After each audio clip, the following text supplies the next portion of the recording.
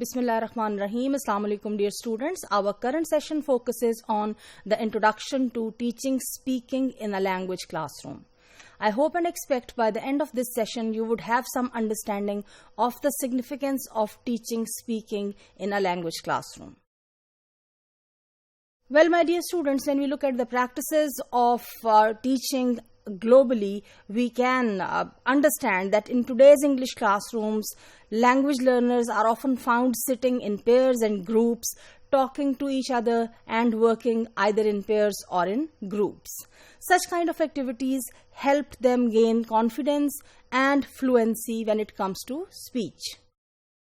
They are particularly necessary, these kind of activities, in the countries where English is not widely used, because it is only the classroom where there are possibilities or opportunities of practicing the language.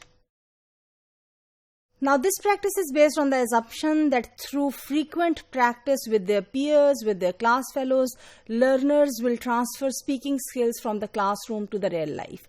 So, the kind of activities that they would perform in the class and the kind of language that they would use in the class would give them a two-folded benefit.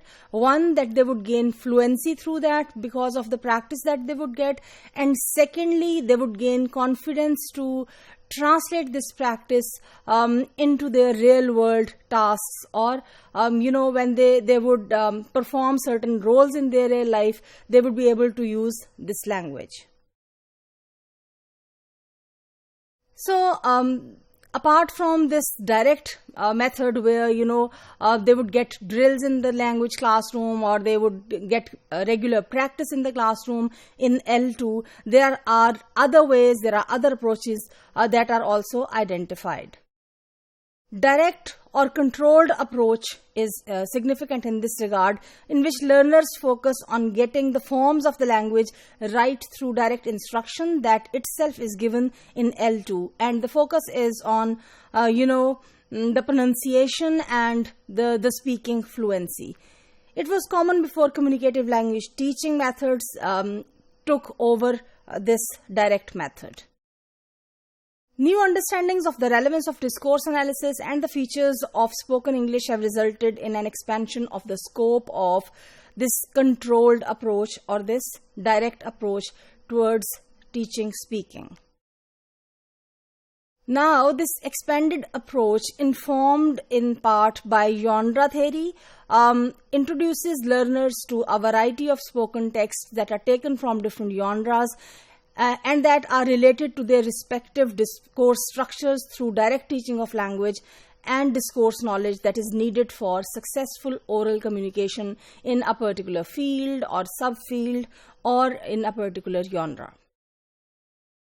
Additionally, with the passage of time, there have been improvements and developments in technology, and computers have been used to collect huge amounts of data in the form of corpus. This corpus has been used as, a source of research work that has provided evidence for significant differences between the spoken and written English both, and their pedagogical implications.